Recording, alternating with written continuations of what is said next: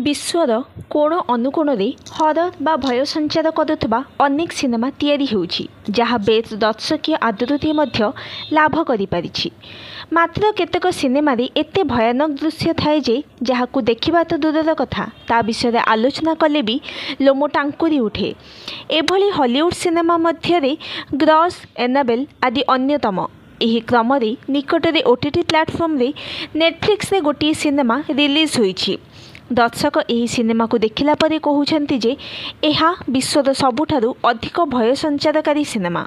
यही सिनेमा को 100 जन लोकंक मध्यरे जणे देखिपारिबे बोली चर्चा हेउछि।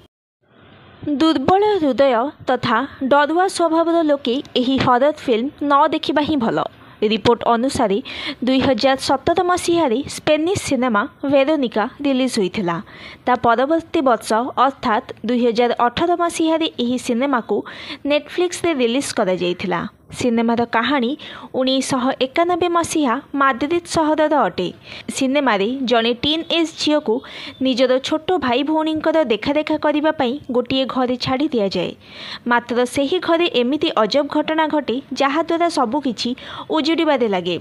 सुपर नेचुरल फोर्स झीर आखपाखे बुलबारे लगे।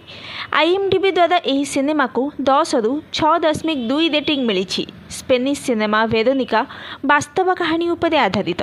एस्टेफेनिया गुटरेस लाजारो नामक जड़े 18 वर्षीय युवती जीवनर सत घटना को नहीं यह सिनेमा निर्मित। यह युवती जनक गोटे भय उद्रेककारी खेल खेलुथिले।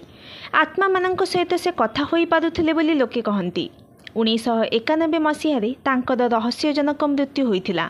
Bureau report, news today.